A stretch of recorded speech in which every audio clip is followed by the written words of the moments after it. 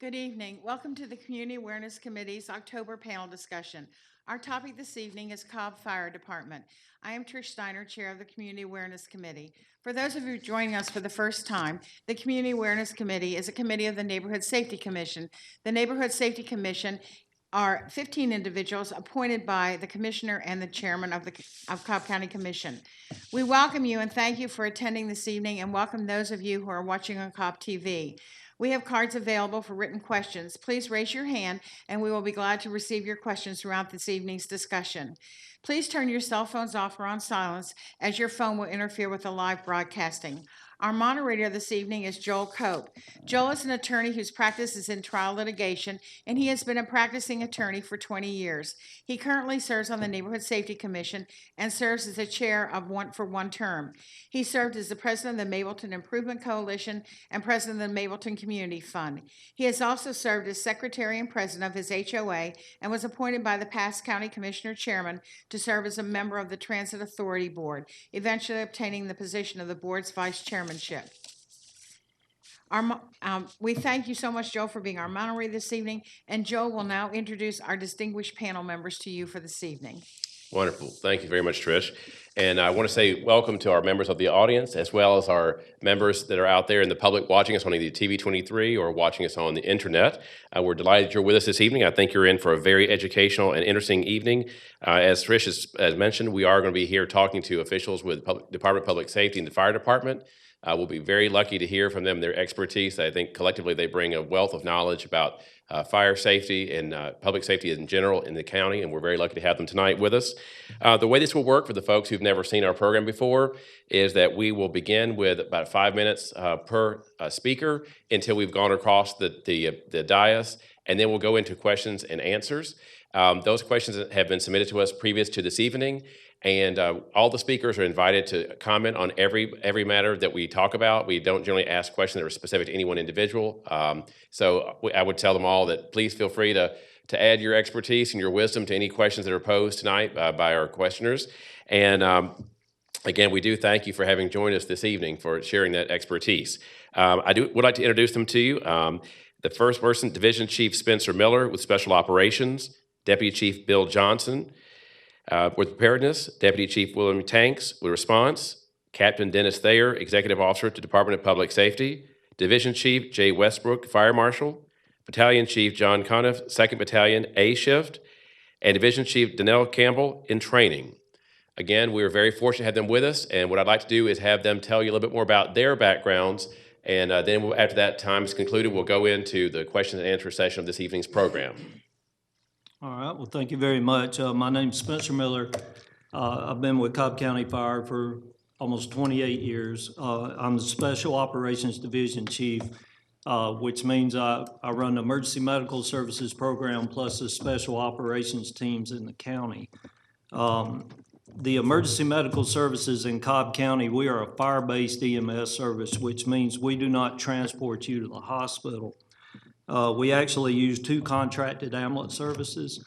If you live on the south side around Powder Springs, Mableton, or Austell, we contract with Puckett Ambulance. If you live around the cities of Smyrna, Marietta, Kennesaw, or Ackworth, we use Metro Atlanta EMS. All of our firefighters are either EMTs or paramedics.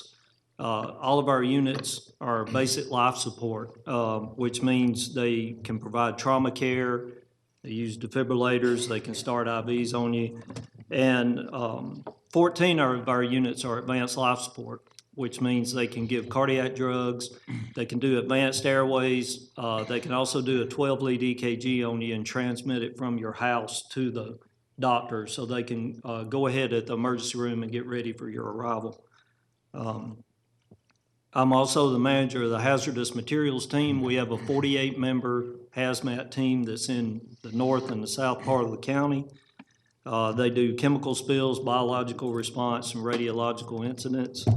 They're also a Type 1 GEMA team, which means they can go anywhere in the state of Georgia. They're not just limited to Cobb County. We have a 36-member technical rescue team.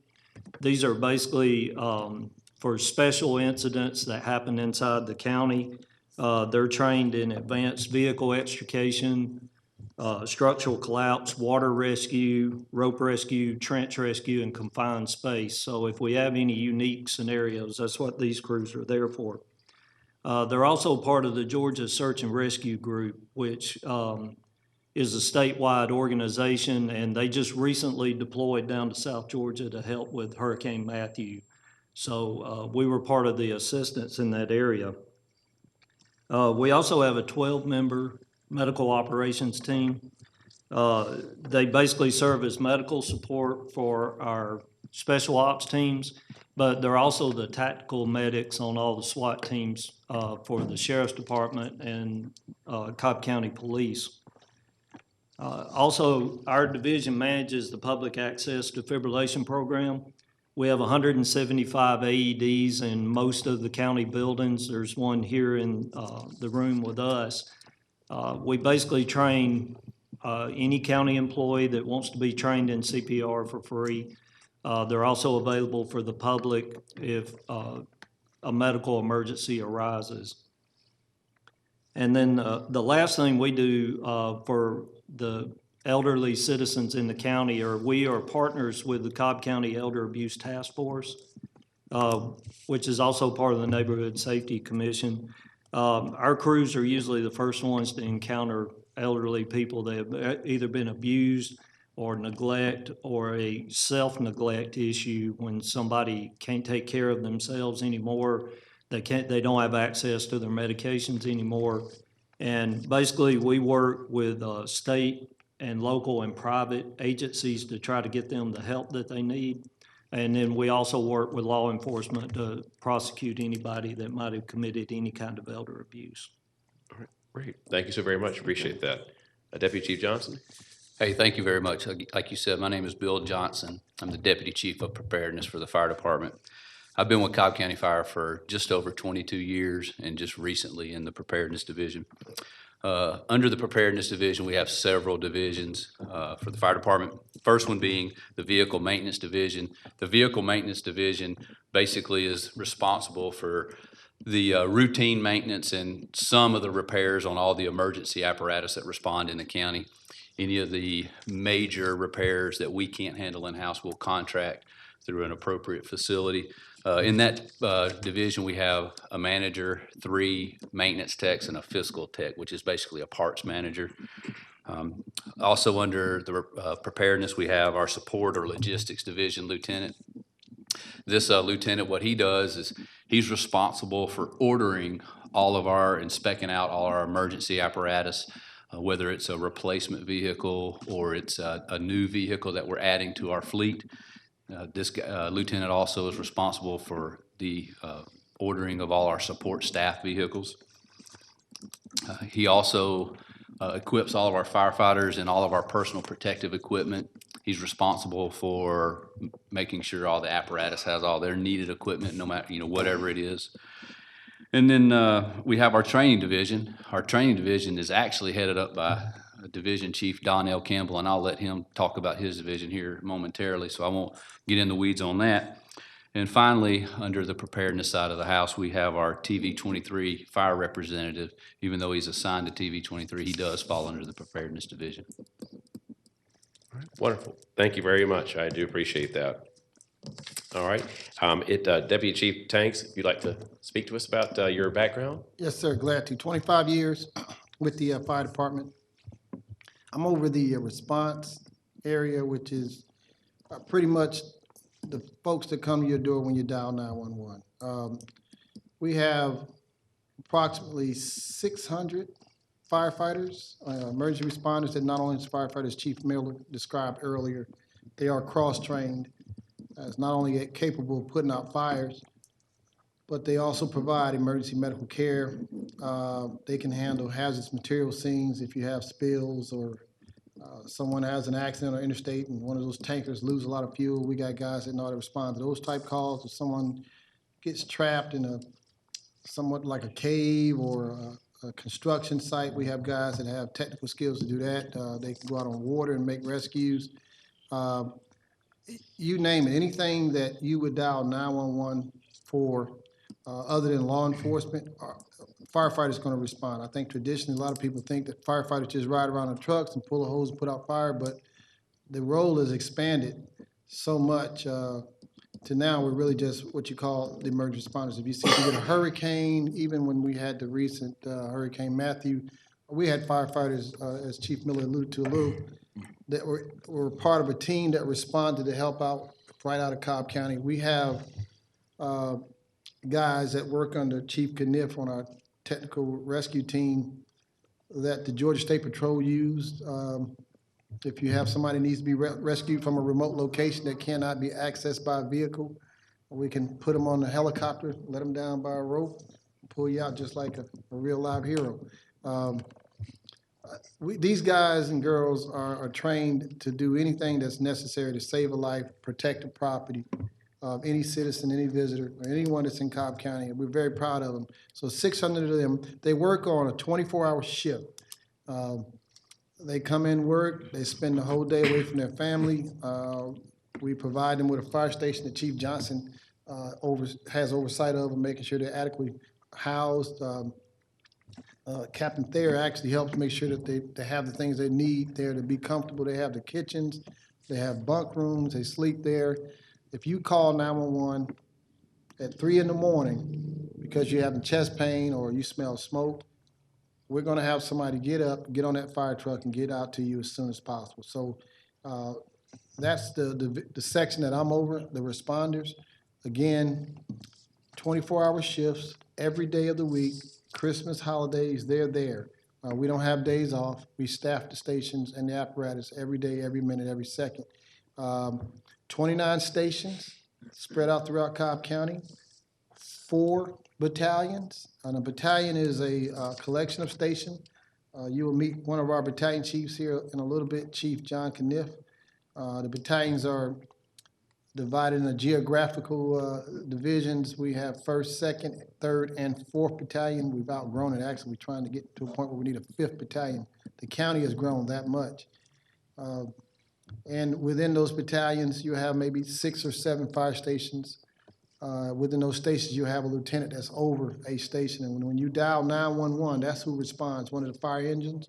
Some of our stations will have a ladder truck, as you may traditionally know about firefighters. We have ladder trucks with the long 100-foot ladders and to handle some of our high-rise buildings or other type of rescues. Here in Cobb County, we're pretty excited. Chief Kniff may have a chance to mention this also, that the fancy truck that you've always traditionally recognized firefighters with, where 2 people are driving, one in the back, one in the front.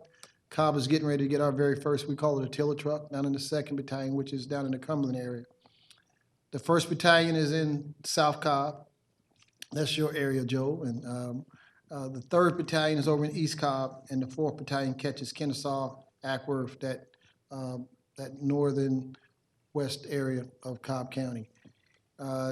I think I've covered most of what responders do, other than the 24-hour shifts and the training they have, the all capacity ability to respond on any type of emergency, all of our stations.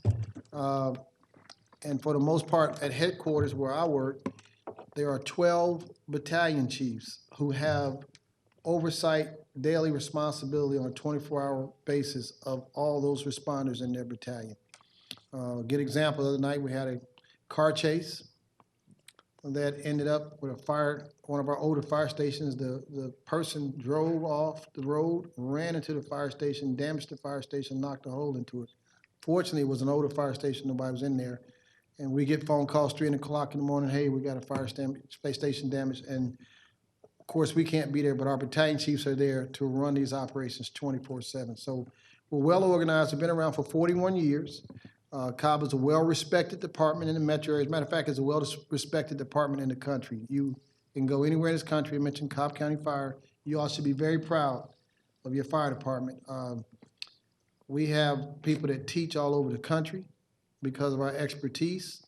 We've been leaders in many industries. We were the first to lead in the area of trench rescue. We've had books written based on what we do. Right now, our technical rescue team is probably one of the top teams. Our hazmat team that Chief Miller oversees right now is one of the top teams in the area. So you should be very proud. We're ready for the Braves. All right, great. Captain Thayer.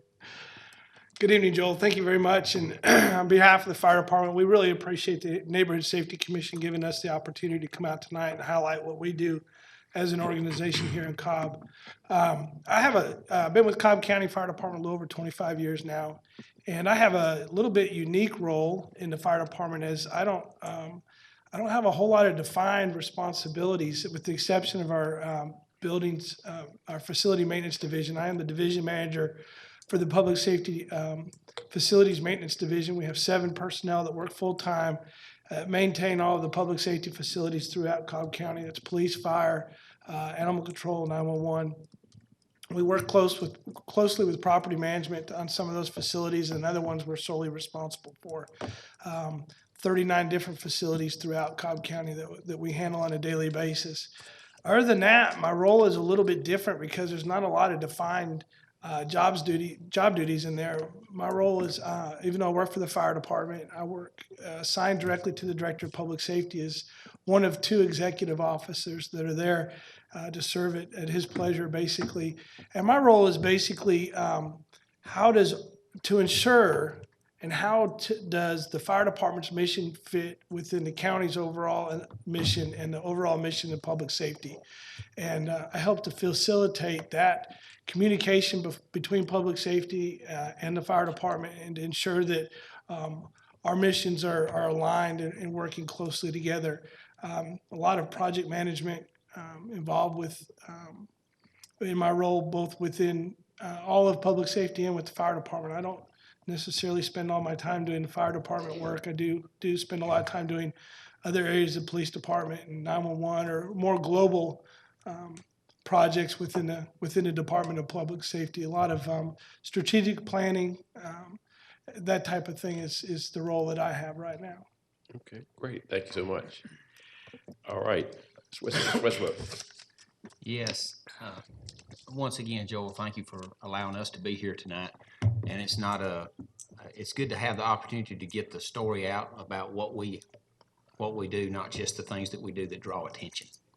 And here in the fire marshal's office, we have mandated responsibilities that we have to do that are mandated by state law. And basically those break down into 3 areas. The first one is to review plans for construction on new buildings. That does not include single-family dwellings or houses. That includes what most people refer to as commercial dwellings. We also do inspections during construction on those same buildings.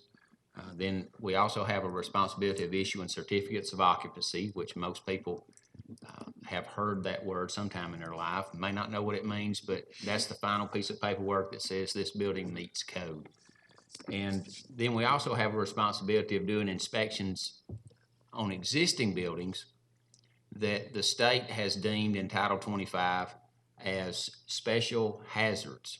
A lot of those you might recognize. We do annual inspections on schools, daycares, high-rise buildings, hotels, motels, some of your big box stores, assisted living facilities, and hotels and motels. I think I mentioned that already, but areas, number 1, where people sleep, and number 2, where there may be high hazards that we need to make sure that are properly protected and that proper safeguards are in place. So those are the 3 key mandated things that the fire marshal's office does here in Cobb County.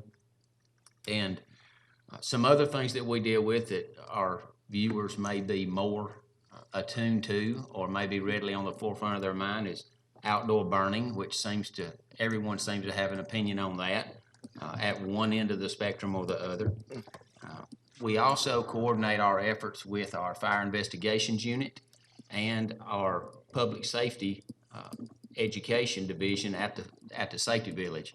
And we work with those 2 divisions to provide a more unified community risk reduction program so that we can, from many different aspects, we can work to keep the citizens in Cobb County safe. So that's kind of the overall idea of what we do in the fire marshal's office. And just to give you an idea, of course, we're very busy. We're very involved. Chief Tanks mentioned the Braves. We're very involved in that project of the building of the new ballpark and all the buildings around it. And there's a lot of construction going on in that area of the county as well as in Kennesaw. We're involved in all that on a daily basis from plan review to inspections. We did a high volume of work last year, for FY16. We did over 8,000 new construction inspections. We did about 5,000 different plan reviews. We did about 3,000 inspections on existing buildings. And that's just a overall view of what we did last year. And we've got a great opportunity with what's going on over to Braves Development to do be involved in some things that we don't ordinarily get involved in, but with the ballpark, and that's been interesting. We're excited about that. And we continue to do the daily work of going out to the job site, doing the inspections and making sure it's going to be a safe place when people visit there and come to see a game. So we're excited about that. Okay, great. Thank you, Chief. Appreciate it. Thank You're you. All right, Chief Cunniffe. Yes, sir. Thank you. Thank you very much for the opportunity. Again, my name's John Caniff. I'm a battalion chief with the fire department. I've been with the county coming up on 24 years now, and to kind of reiterate what Chief Tanks was saying, I kind of give you a little bit of a background of what the field looks like, what the county looks like from the fire service perspective. We're broken into 4 battalions. There's roughly 7 to 8 stations per battalion. Each battalion has a battalion chief and a paramilitary style organization all the way down through the firefighter 1 level. The job of the battalion chief basically is to run the day-to-day operations. We're on the same shift, the 3-shift system. We're a 24/48, if you will. We do the day-to-day operations, everything from safety to response. We do everything from staffing to emergency response. On the emergency response, when the battalion chief comes out, they're generally what we would call the incident commander. They kind of run the scene that way. I look at the battalion chief role as kind of being the link oftentimes between headquarters and the field, and that pretty much sums up our role, and I'll be glad to answer any questions, related to those topics. All right, wonderful. Thank you so very much. Appreciate that. And certainly last but by no means least, Chief Campbell. Yes, thank you. I've been with the department 24 years now, serve as the training chief in the training division, and my responsibilities are to manage and maintain the training hours for the members in the organization.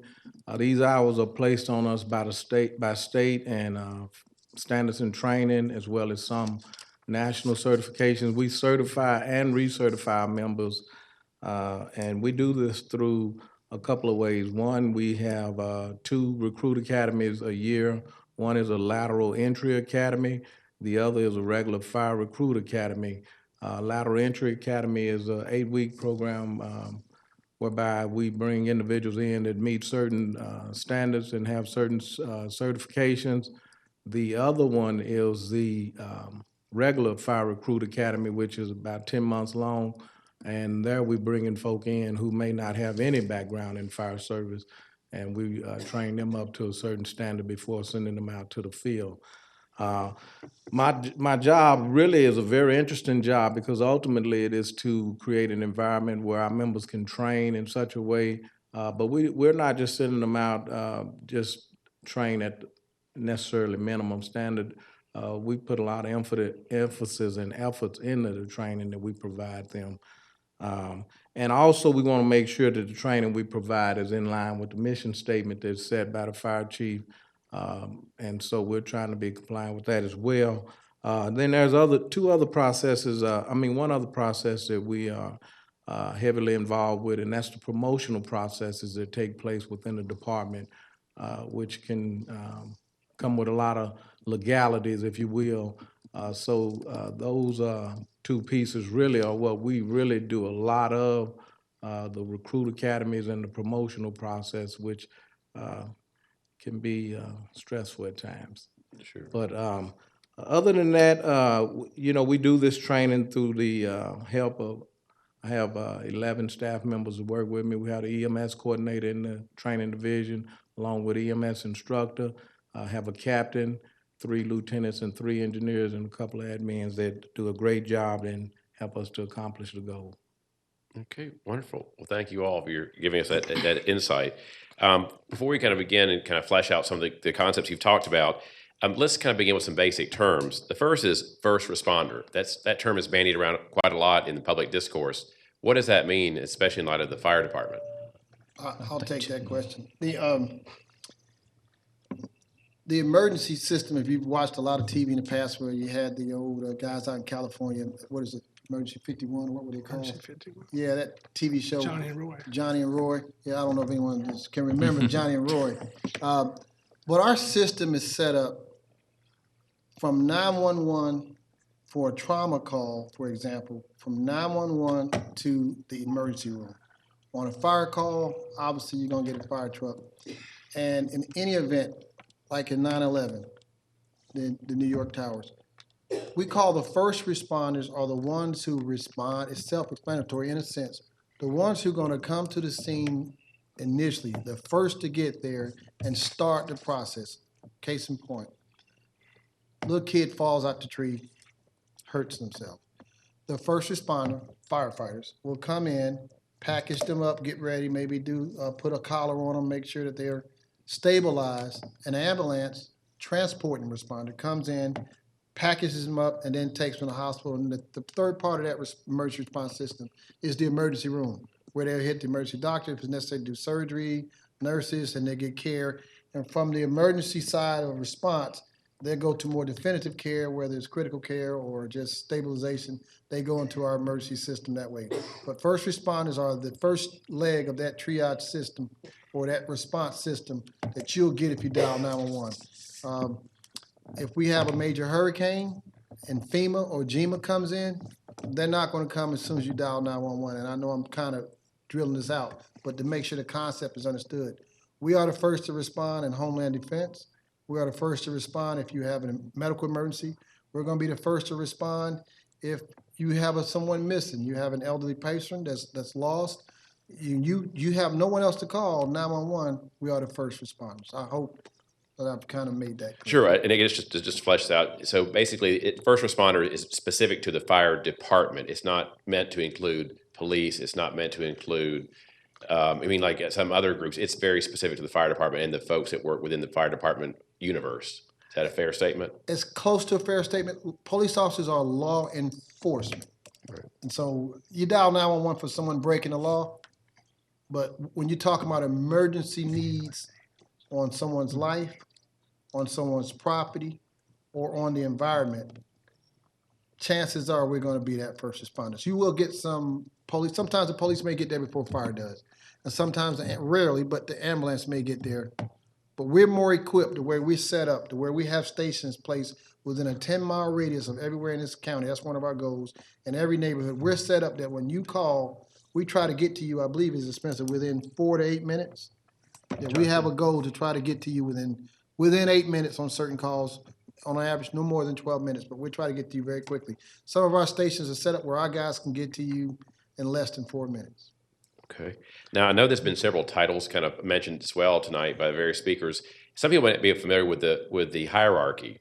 They don't know what makes a battalion chief different than a captain, different than a major. They don't know and who outranks who in that order of operations. I'll take that one. When you hire on with the fire department and you start with Chief Campbell and his group in the training division, you start off as a firefighter 1, and that's a probationary period. And for that, once you come out of your probationary period, it's an 18-month period at this point. You become a firefighter 2, and that position is a position you can stay in for your career if you so choose. But if you choose to promote, we have a testing process. The rank after firefighter 2 is engineer, or some people consider that a driver, the person who drives the fire trucks. To be eligible to be an engineer in our department, you have to be a firefighter for 3 continuous years prior to the eligibility date.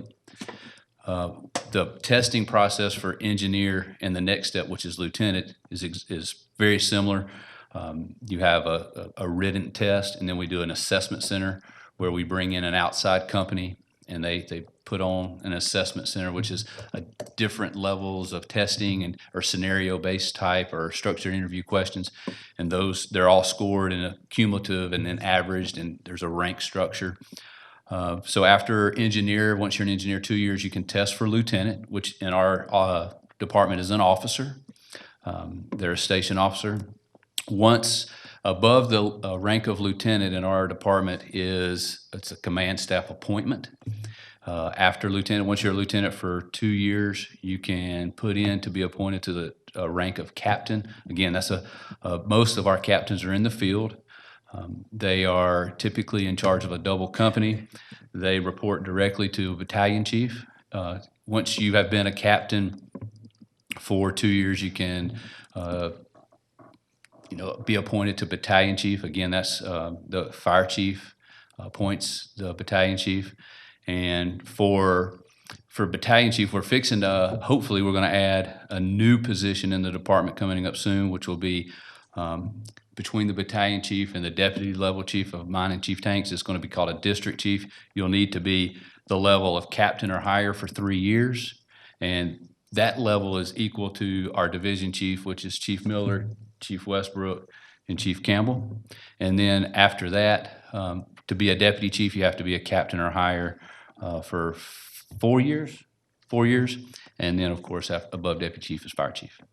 Okay. You'd obviously mentioned that with engineers, you have to take a test and you have an assessment done. Is that required of every successive level to go through that same type of process to go to one rung higher on the chain of For command? engineer and lieutenant, yes, it's a testing and assessment center. I left out one portion of the engineer's process that Chief Campbell and his group, it's called a pump test, and he can explain that more if you would like.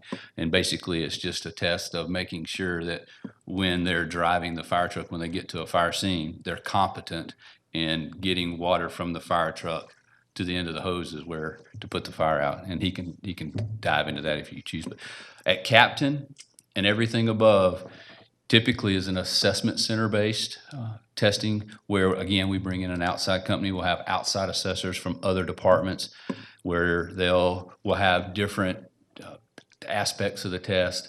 And then also there's a command staff interview where the candidates will interview with the fire chief and the 2 deputy chiefs. And from there, we'll average the scores together, and then the fire chief makes the final decision who he wants to appoint in those positions. Okay. All right.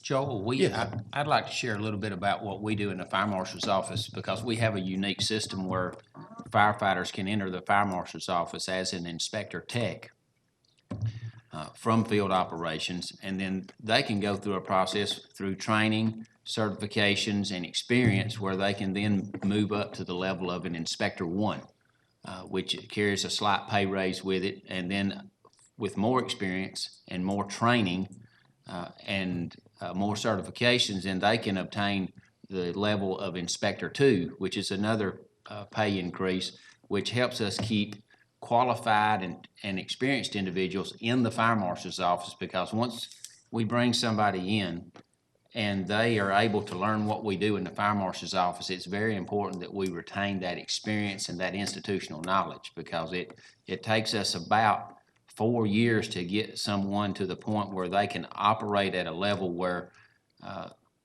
they only need limited supervision to perform their daily duties. And that's something that's unique to Cobb County, is that people can progress through those levels in the fire marshal's office, and then those personnel are also eligible to make captain in the fire marshal's office, and then the next step would be to division chief, which is my position. So someone can come into the fire marshal's office and it has its own career ladder. Okay. All right. Great. Thank you. Thank you very much. Anybody else want to add to that? We also have another division of fire investigators, or they're commonly known as arson investigators, but they're mandated law enforcement officers. And they're basically called out anytime that we have a structure fire that we can't determine the cause of it. And they come out, they do the investigation, they do have arrest powers, and their job is to mainly identify the source of the fire if we're not able to do it with field units. Okay. All right. Thank you. Thank you. I know earlier, I think it was mentioned there are about 29 fire stations in Cobb County. How is their exact location determined within the county? And any one of these guys can pick up on this. It is worth saying within Cobb County that we also have the city of Marietta. They have a fire department. the city of Austell has a fire department, and the city of Smyrna. Those are three of the cities that have fire departments. Of course, you have Dobbins Military Base and then the large contractor Lockheed, and they also have their fire departments. Out in the unincorporated Cobb area, those areas that not are mentioned, we strive to have a fire station, correct me if I'm wrong on this, Dennis or Bill, I believe within a 10-mile radius, 10 to 12-mile radius. And we just go right now, we've done it geographically. We look at an area and say, okay, we need a station here so we can cover so much area response from this point within, you can get here within so much time. We're now using more data driven. We have I noticed people probably saying, I had no idea the fire department had all this stuff. And there's a lot that takes to really run a very efficient fire organization. So now we're starting to get information from our data division, which uses GIS and information from our records, and start determining where we can place stations, or how they're placed, and better respond, so forth and so on. But for the most part, without getting into too much detail, Cobb was initially made up of districts. They were all separate fire departments. So stations were already in the Powder Springs district. There were stations in the Mableton district, the Fair Oaks district, and then our first fire chief, Chief Hilton, and this board, the commission board here, all came together and they made Cobb County Fire Department, I believe in 1971. And so those stations still exist, some of the stations. Station 1 still exists. It's down in Mableton. That's one of the original district stations. So they were already placed, and as we grew with population and the demand for services, we started putting stations. And as you know, the most recent station we're getting ready to put up, Station 29, well, what drives that? Possibly 80,000 people being dumped into our community in one day. So for the most part, it's geographical. We're starting to get into data, and also where we have heavy concentrations of populations and travel. Okay. Did I miss anything on that? Well, I was just going to mention, one of the big trend changes in the fire service, public safety altogether, is data. We are getting so much better at taking the data that we collect on a daily basis from running calls. It goes into our CAD system and into our records management system. And today we can take that data and we can run a lot of models.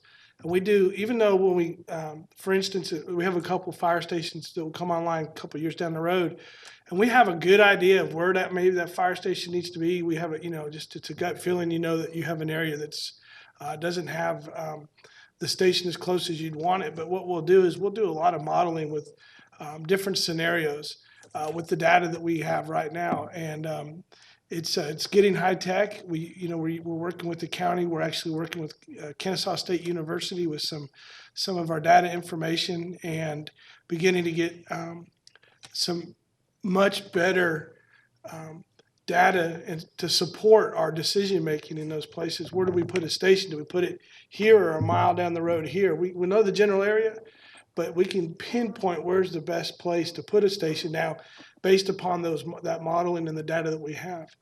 Now, of course, the property's got to be available, and those type of things do affect it. But I think also it's noteworthy in mentioning. Also, there is we comply with Insurance Service Office, which is ISO, and that also is taken into consideration when you start looking at the various areas in the county that may be without certain equipment or apparatuses. And when you talk about where an apparatus may need to be considered, you're looking at the road miles. And so let's take, for instance, if you have a gap in the county, here's a station over here on the south end, and here's another one on the north end. If that road mile radius is greater than a certain area, and I believe it's typically 5 miles, then there is a consideration to place a station with that type of apparatus in that particular area. And obviously, here in Cobb County, ISO rating of a number 1, those things is what made the county able to maintain that status, because those things are taken into consideration as well. Well, and actually you bring up a good point. I was going to cover that about the ISO rating. What are the different number levels, and what is the practical implication for an individual homeowner in in all of Cobb County? Why would they care if it's ISO 1 or 2 or 3? What would be the practical implication for them? Well, the ratings are 1 through 10. And obviously, the higher the rating, the better it is for the businesses in the county and the residents as well from a tax perspective. Is it higher or lower? I mean, right, lower, okay, lower the number. But there's benefits from a tax perspective, the lower the number is.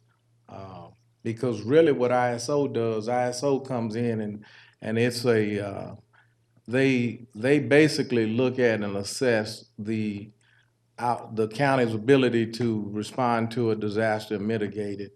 And that looks at a number of different things. The individuals, they show up on the scene in a certain amount of time, apparatus, the amount of water that's available, and so forth. But if all of those components are in place, then it obviously affects your taxes or your insurance.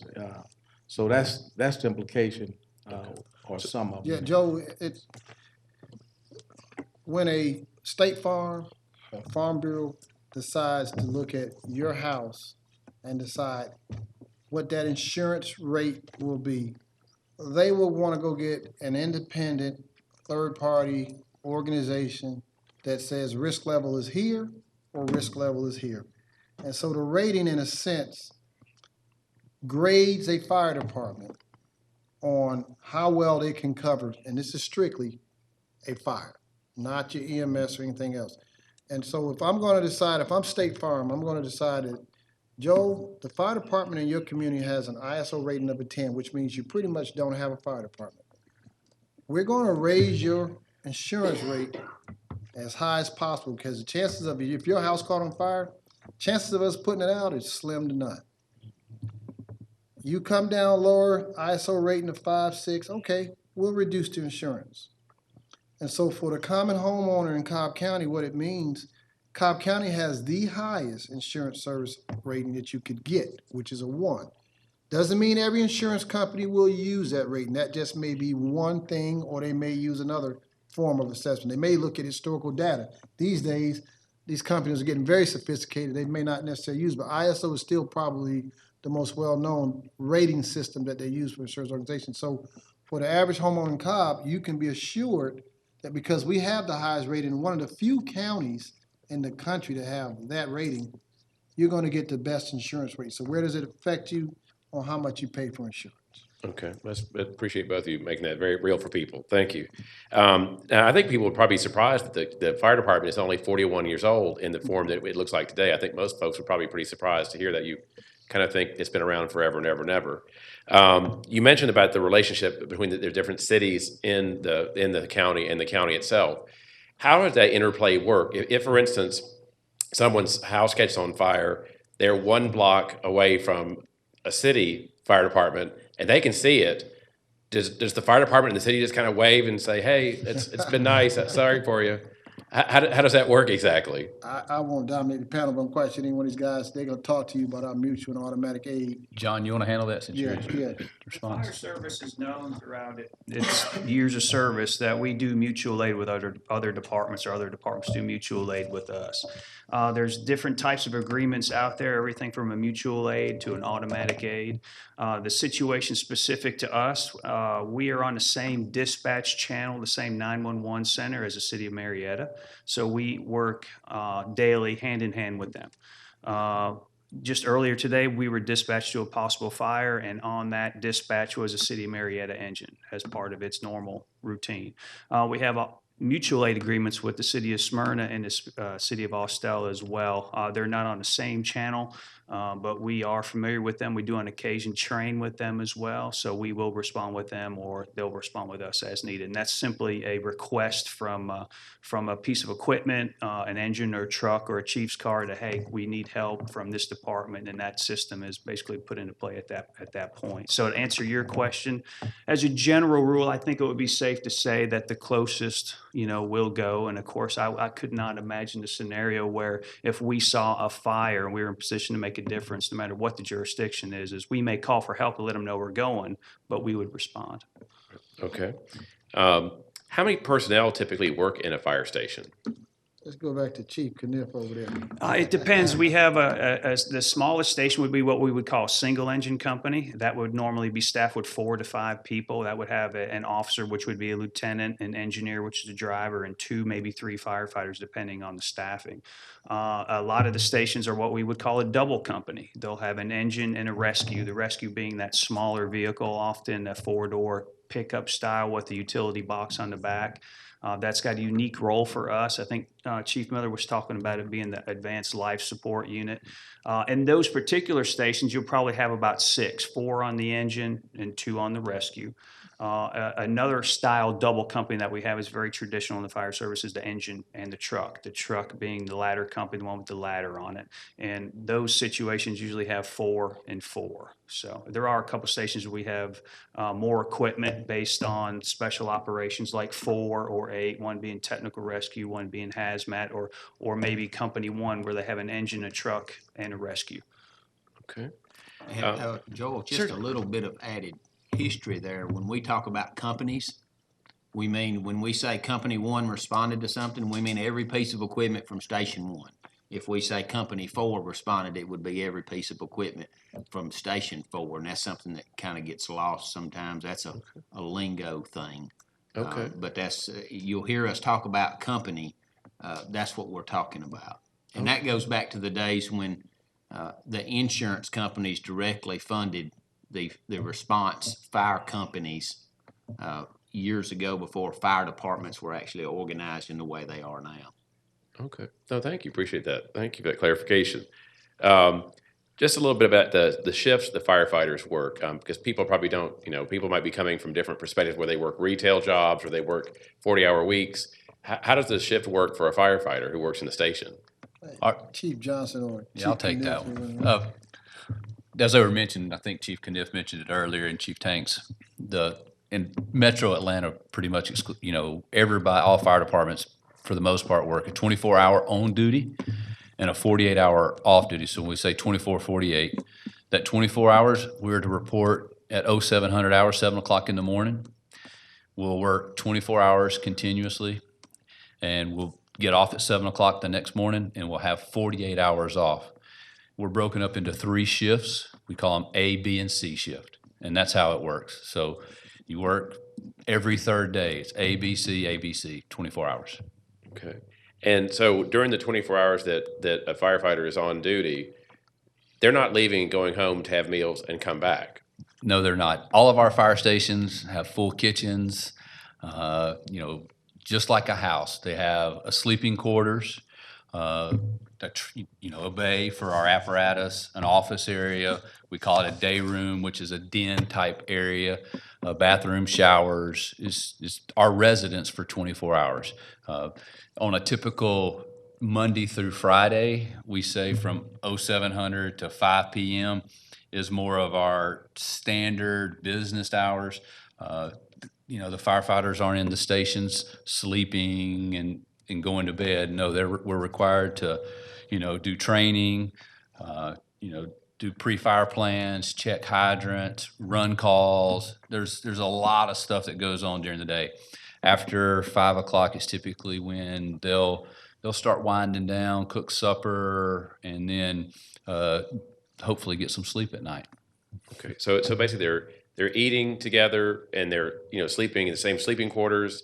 They have the same bedding facility, just like a house. So Absolutely. So that would build a lot of camaraderie, I would think, amongst people in the fire station. Oh, yeah, you'll hear the terminology from the fire services, hey, it's a brotherhood or it's a family, and that's very true. As a matter of fact, you could probably talk to any one of the people up here in the panel, and when Chief Kniff is still stationed in the field, and it's not uncommon for him to say, hey, I spend more time with the people in the fire station than I actually do with my family at home due to work schedules and stuff. I know there was a mention earlier about paramedics and EMTs. Can you explain the difference in the two?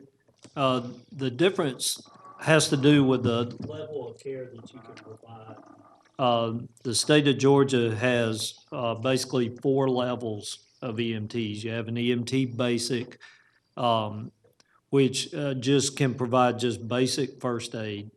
You have an EMT intermediate, which is what a lot of our EMTs are.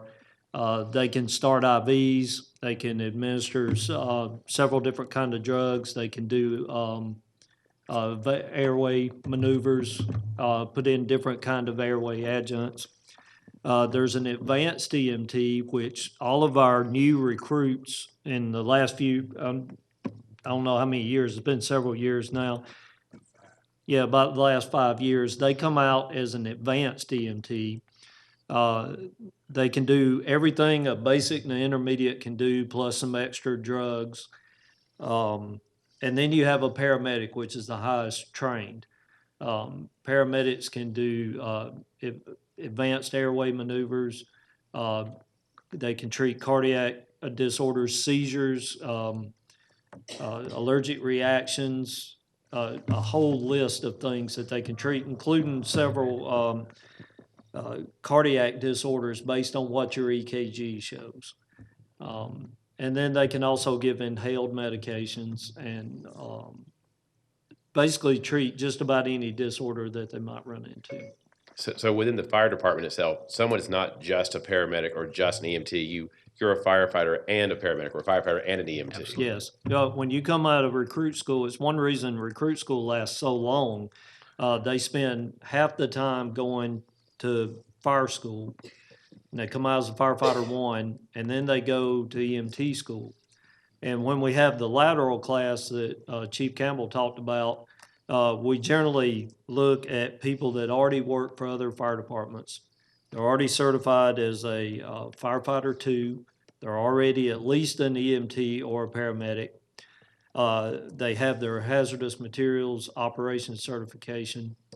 And then we can bring them over. We take about 8 weeks to show them how we do things in Cobb County, because generally every fire department operates the same, but each department also has a unique way that they might handle their services.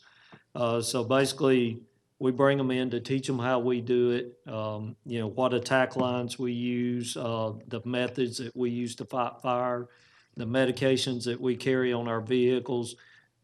We operate off of patient care protocols. We have a medical director, a physician, that we operate off of that physician's license. Basically, we can't practice medicine unless we're operating under a physician. Now, what Dr. Eric Nix is our medical director, and what he does is he develops patient care protocols, and they're very specific. It'll say, like, this is a trauma protocol, this is an asthma, cardiac arrest, certain cardiac disorders, and it's basically a flow chart that tells you you're going to go to this medication next if you need to. And basically, you can go down the protocol till you reach a point that it says you need to contact medical control. When that happens, we have radio contact with the command centers at Kennestone Hospital and at Wellstar Cobb. And we can contact a physician directly to see if they want us to give a second dose of something or if they want us to take a different route. Okay. Now, I assume that the people who are trained as EMTs or paramedics are stationed throughout the county, so it's not like all your paramedics are in Ackworth or all of them are East Cobb. No, they're all over the place, and it's going back to what Captain Thayer was talking about. We use data to determine that also.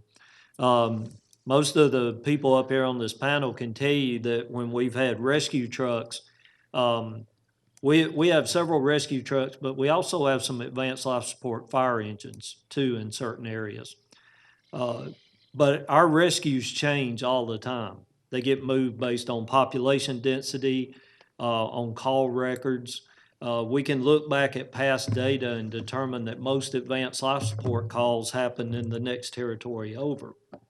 And so we can move that rescue there and then start reevaluating the data, and we find out that we have cut down the amount of time that it takes to get advanced life support to the people in that area, because generally calls, there's different factors that can come in. It could be population density, it could be population makeup. You might have an older population in that area of where more advanced life support calls occur in that area, more heart attacks, more strokes, more diabetic issues. And we can move our trucks around based on our prior history of advanced life support calls that have occurred in the county. And now that all of our medical records and all of our run reports are electronic, it allows us to really do a lot of evaluation of data, even as far back as about 10 years. And it basically creates a history of where, because we'll have sections of the county that there's just not a lot of people that call 911 in that area for whatever reason. They just, but then we may have another area of the county to where we have a great deal of advanced life support emergencies happen in that area. And we will move trucks around based on their capabilities. But generally, there is an basic life support vehicle at every station. And if we have an advanced life support call, you call 911 and you say you're having chest pains, that upgrades it to an advanced life support call. If you don't live in the territory where there's an advanced life support unit, the next closest one responds along with the BLS unit in your where you live. Basically, the BLS unit usually gets there first. They start the evaluation and they determine that they can handle it or they need the advanced unit to keep coming. Well, now, you mentioned some vehicles. I guess certainly people understand the traditional fire engine itself. I think everyone could recognize that in a heartbeat. But what are some of the other vehicles that typically are used in the fleet for the fire department in Cobb County? John, you'll take Well, Sure. The engine, like you said, is really the heart and soul. It's what everyone thinks of and what everybody sees. There's one at every station. It has the pump, it has the water, it has the hose. It's got all the EMS equipment that Chief Miller was talking about. The other vehicle that you often think of is the truck or the ladder truck. Chief Tanks was mentioning that we're soon to take delivery of our first tractor-drawn aerial or a tiller truck. That's the one that has two steering wheels, one in the front, one in the back. And we decided to go that route as a department, as a group, because of its maneuverability. It's a very long truck, but the capability of what it can carry, ground ladders, compartment space, is only surpassed by its maneuverability. The other vehicles we talked about a little bit were the rescue trucks. Those are the smaller trucks. Those do not have pumps, do not have water. They're mainly medical equipment with some light firefighting equipment. That is our advanced life support, basically first response at that point. It's the smaller pickup truck with the utility box on the back. And they are firefighters as well. And on the scene of an incident involving fire, we can assign them as a fire crew as well, just utilizing, an engine's equipment or what have you.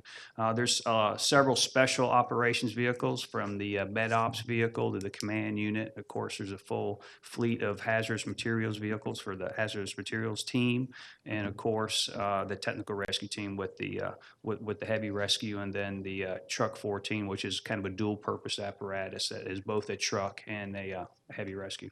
Okay, so a lot of vehicles. Yeah, a lot of vehicles. Yeah, a lot of vehicles. Joe, I'd like to invite anybody to go. We have an app, Cobb Fire app. It's an app and in that app, it has all that information. It has pictures and descriptions of the different vehicles and the stations and where the stations are located at. There's a great deal of information in there that, is open to the public to go and get that app and get that information and learn more about where we're at and where that equipment is and what that equipment does, and pictures. And so kind of put a little bit of, picture to description. Okay, all right, so there was an app for that. Okay. Yep, Cobb Fire app. Okay, great. Okay. Now, there may be some younger kids that are watching this show and they go, wow, this sounds really, really exciting. Is there like a program for them at that young age that they could get involved in that kind of helps them kind of steer them towards a path in a future fire department? Yeah, Chief Campbell can talk about one of the programs. Yes, we do have a program. It's called our Explorer program. It's for young folk from the age 14 to 21. This is an opportunity for them to come in and learn how to be a firefighter, Cobb way. Also, It also is a leadership program, if you will. They learn a lot of leadership skills in that particular program. They're involved in a number of community events that we participate in throughout the county. It's an opportunity for them to get to learn process, procedures, get to know different individuals within the county. Very positive program. And they meet once a week at our training facility on Thursdays at 7 o'clock. And they participate in a lot of events. As a matter of fact, this group we have now is group 33. And the last event that they participated in, they took first place in three first place trophies and 1 third place trophy. So they very good little group of individuals, very positive program. Okay, well, great. And just to kind of tag team on what he's talking about, the Explorers, Chief Campbell and his staff and some volunteers in the organization, what they'll do is on the nights they come down to our training division, they actually put them through different training evolutions and allow them to do in a controlled environment certain firefighting type tasks. And it's a really neat experience for them. Okay, With live fire training at times as well, so, okay. yeah, structured. So then if you get past that point, you get somebody who's of age to be actually hired as a firefighter, what kind of criteria are you looking for? Do they have to have a certain number of years of undergraduate education or certain life experiences? What kind of things To do you enter look for? into the program?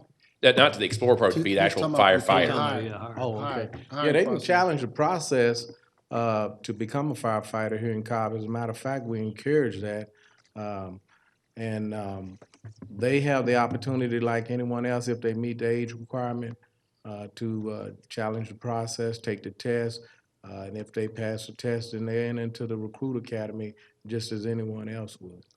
Chief Johnson right now is actually looking at a few of candidates. They look at their whole package. He may be able to elaborate on some of the things they look for. Yeah, and if you're asking basically what's the process to get hired, Well, I guess we'll get to the hiring in a second. I guess it's sort of what candidates might you look and say, hey, this person seems like somebody I want to put into the recruiting academy or the training academy. well, if we identify, or Chief Campbell and them identify somebody from the Explorers, we can surely say, hey, we would like for you to apply.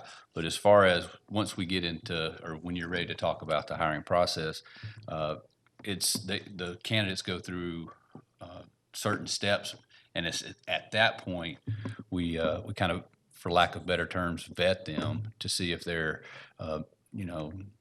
have what it takes or what we're looking for to be a firefighter. Okay.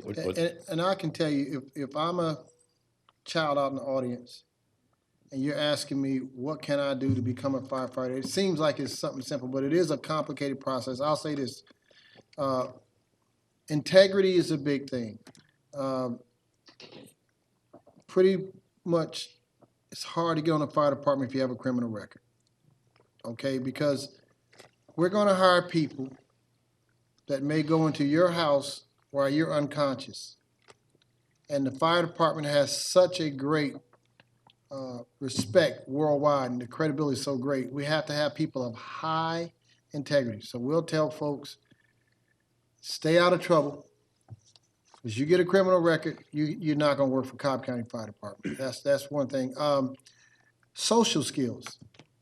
You gotta be able to get along with people. You're gonna stay in a fire station with somebody for 24 hours, share rooms, share showers, eat, and you can't get along with people, you're not gonna be the type of candidate we're looking for.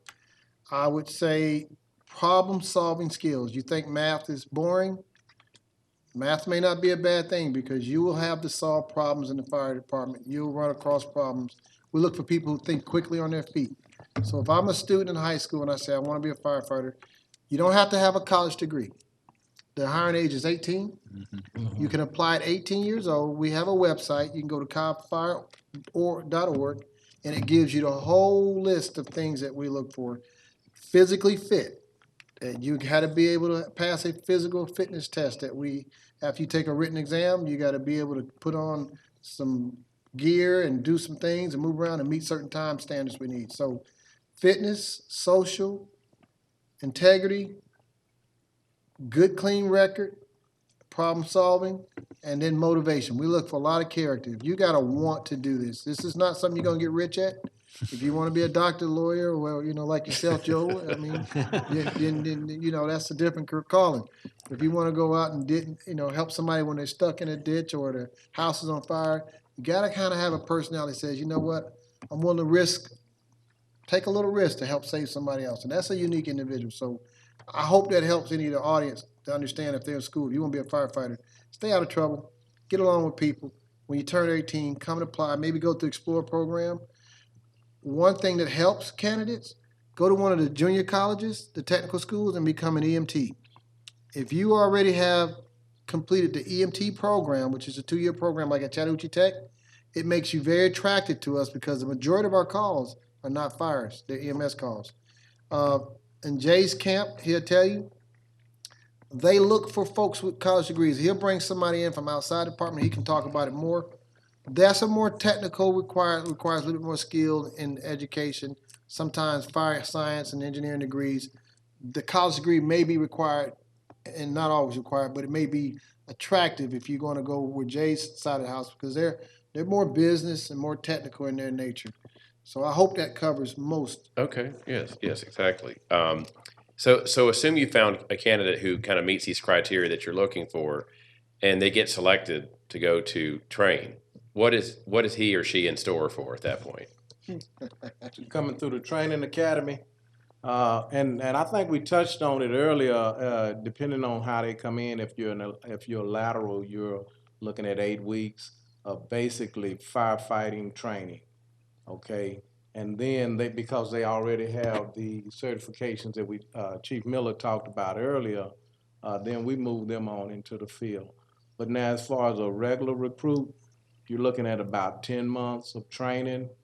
And before these individuals come in and go to the field, they go through extensive training. 3 months of that training is firefighting training, live fire, operating equipment, hose pulling, throwing ladder, so forth.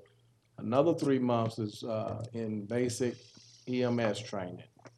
And then the last 4 months is going to be in the advanced emergency medical technician training, which is required by the state now, which pushes that out for us.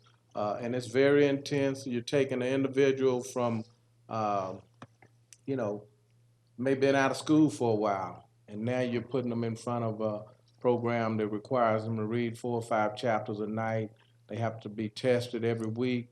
We maintain we hold them to a level of 75% or above as far as passing and staying in the program.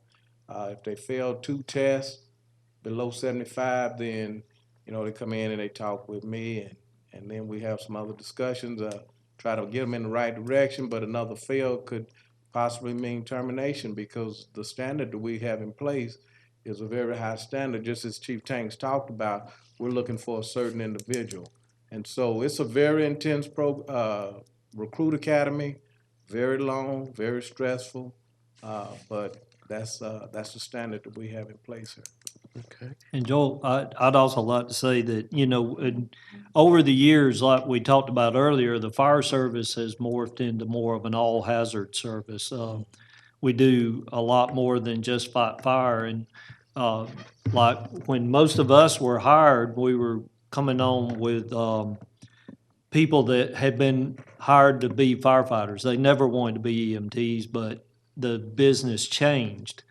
And that's what we find out sometimes when we have a recruit. They might make it through fire school and then find out that they're not really cut out to be an EMT.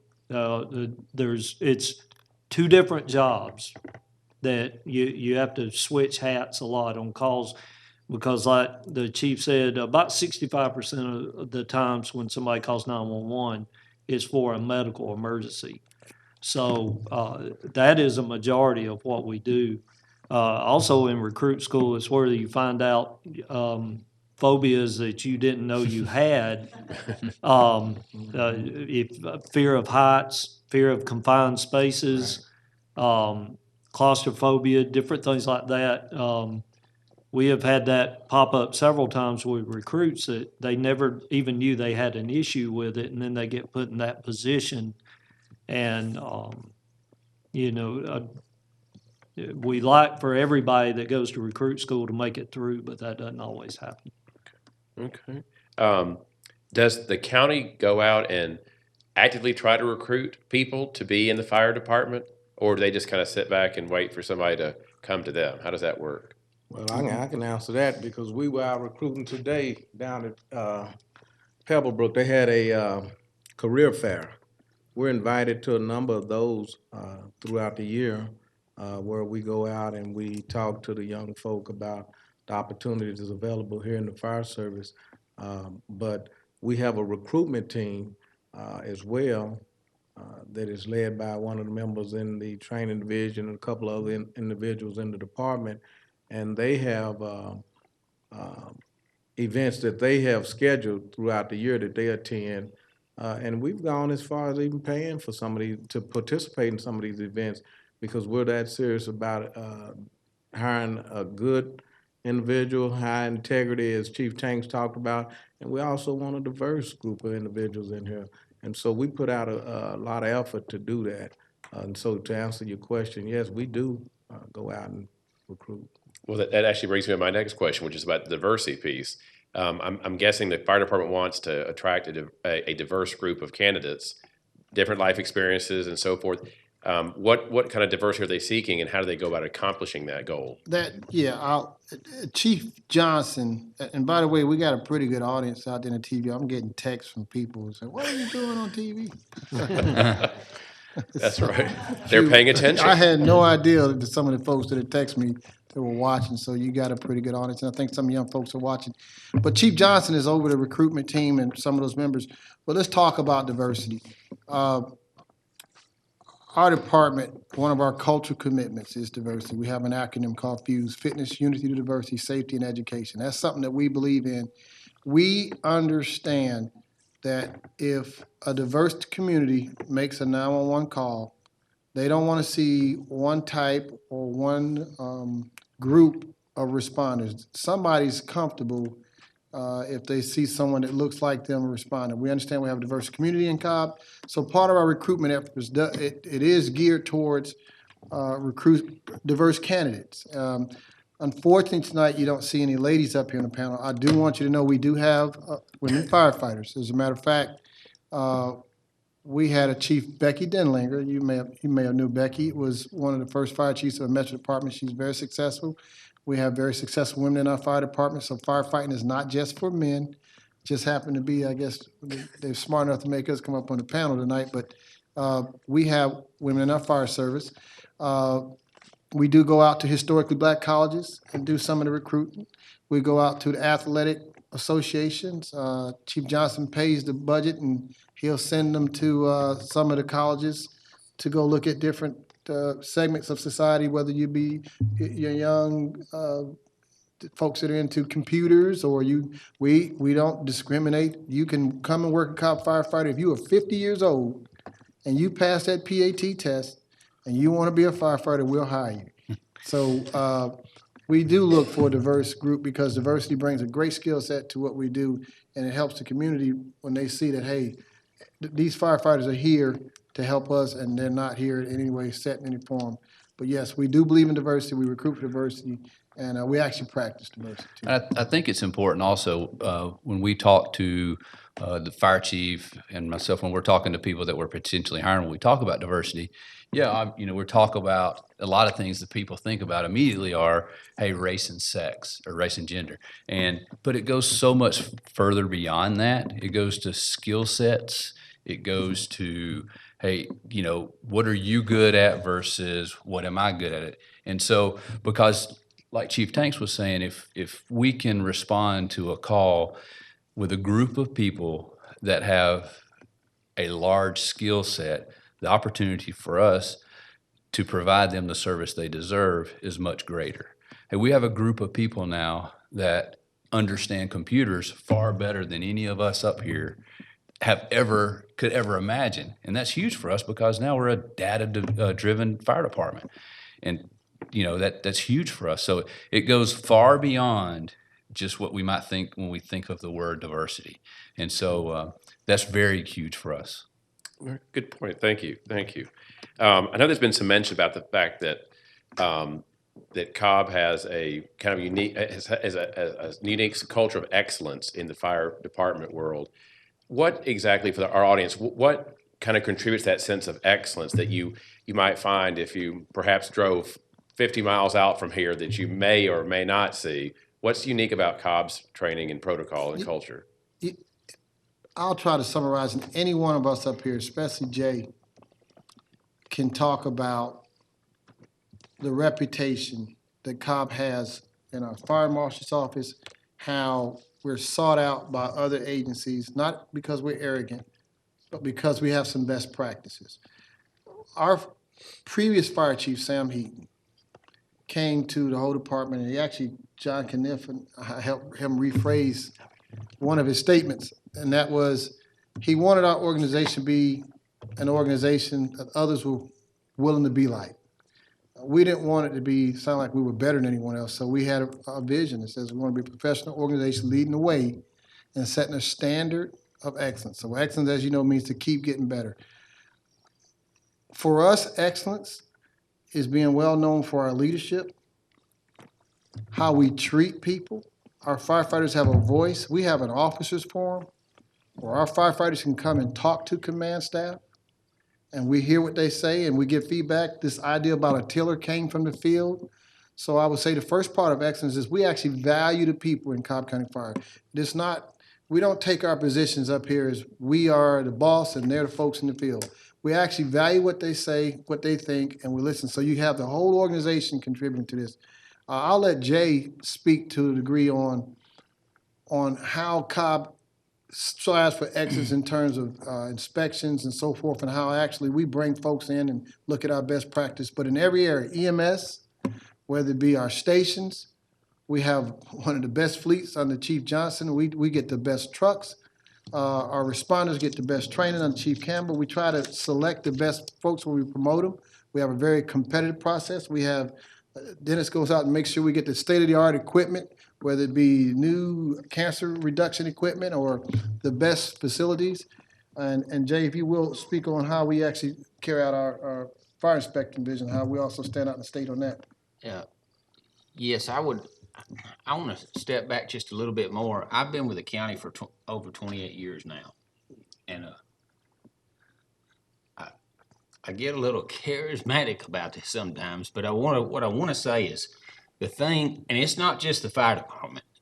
It's Cobb County. Cobb County.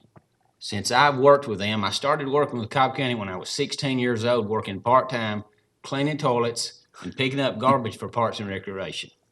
That's how I started with Cobb County. Cobb County has always done things the best. We have the little tagline for the county, expect the best. Well, that's not just a line. Cobb County has always wanted to be the best and strove to be the best in whatever they touched and whatever they did, whether it was Parks and Recreation, whether it was DOT, whether it was the police department, whether it was the fire department. And we had some visionary elected officials years ago, and some of those people, we got roads named after those people now, like Ernest Barrett, who set a tone that if we're going to be what this community can be, we've got to set a tone, and we're going to be the best. And as historically our elected officials have said, we want to be the best, we will be the best, nothing will stand in the way of us being the best. That trickled down to the people that they hired to be department heads, like Chief Hilton, who was our first fire chief, who then took their lead and said, we're going to set a tone and we're going to be the absolute best that we can be. And that set a tone that trickled down. He was our fire chief for 22 years and really put the Cobb County Fire Department on the map. Not just as a response department that we know every department does and responds to calls, but also as a prevention department, which comes into what we do in the fire marshal's office. Cobb County was putting sprinkler systems in hotels and motels and apartments before there was even a national standard that said how you were supposed to do that. That national standard, which is now known and was first published as NFPA 13R in 1989, was written, tested, and put together originally in the early 80s in Cobb County, Georgia. That is the kind of standard that's been set for us as we get to sit up here and enjoy this benefit of the predecessors, the support from the elected officials, and the visionaries like David Hilton that came before us. And they set a tone. And when all of us came to work here, there was a tone set when we stepped into rookie school that first day, and they said, you are joining one of the best fire departments in the world. Not Georgia, not the Southeast, not the United States, but in the world. And we took that, we accepted it as truth, and we said, we're going to take what y'all have given us, we're going to take it to the next level. And in everything we do, that's what we strive to do. And it's possible only through the continued support of our elected officials. And we take that ball, and we're thankful for it, and we run with it, and we make it the best that it possibly can be. And whether that's prevention, whether it's EMS, whether it's response, or whether it's somebody that's punching stuff in a computer so that we know where to put that next med unit or that next fire station, we strive to be the absolute best at what we do. Well, Chief Campbell, I sure hope you take Chief Westbrook out on your recruiting trips. That's a major resource. Well, we that's just an indication of this business is close to our hearts, and it's important. And at the end of the day, it's about people. It's about the lives of people, whether we save them physically, which is what we do, but that gives them a chance to live another day and to do good things themselves. But this is what we do. It's all about people and helping people, and it's the people that give us the ability and the money and the wherewithal to be able to, in turn, help people. And it's a great job, it's a great career, and it's something just we're blessed to be a part of it. Well, thank you. It's very, very inspiring words. Thank you for that. Appreciate that, Chief. I hate to turn to almost a somewhat banal, but I mean, I guess we're approaching the holiday season. As you know, that's the time when people like to burn leaves, burn twigs, drop turkeys in big vats of oil, leave tree lights on for 24 hours straight, those kinds of things. What do all of you have to say about people and what they should or shouldn't be doing in those arenas? You gonna get that, Dennis? I think all you guys have expertise with that. That's Jay's neighborhood. Well, obviously, when we enter the holiday season, beginning with Thanksgiving, even just entering cooler weather, there's lots of things that we see that people start doing that they haven't been doing year-round. And obviously, outdoor burning is a big issue to Cobb County residents, and we get to communicate with people on that subject on usually a daily basis, more so after October 1st than in other parts of the year. But what I would encourage people to do for outdoor burning in the least is go to our website. We've got a lot of the ordinance written there so that people can follow that. If you will follow the rules, then you will be able to burn most likely, and nobody will bother you.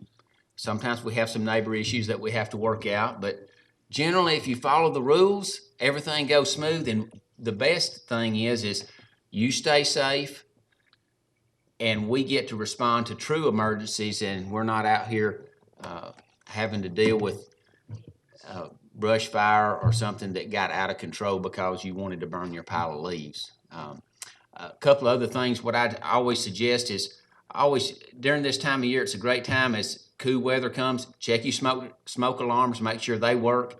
If you do have smoke alarms that are over 10 years old, replace them. That's a recommendation from NFPA, and they get out of balance, and they may be oversensitive and you ignore it, or they aren't sensitive enough. So it's important that you have good smoke detectors and they operate. And if don't wait till tomorrow to test it, walk down the hall right now, test your smoke alarm, make sure it works. That's what I recommend. Do it now while you're thinking about it.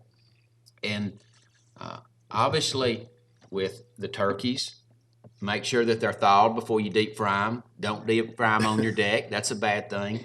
One of the things that we have that happens a lot of times this time of year is people start building fires in their fireplaces, and or even they start grilling out more because the weather's a little cooler. It's a little more. It's not 99 degrees and 98% humidity, so it's nicer outside. So we may grill out a little bit more, and but the proper disposal of ashes is important.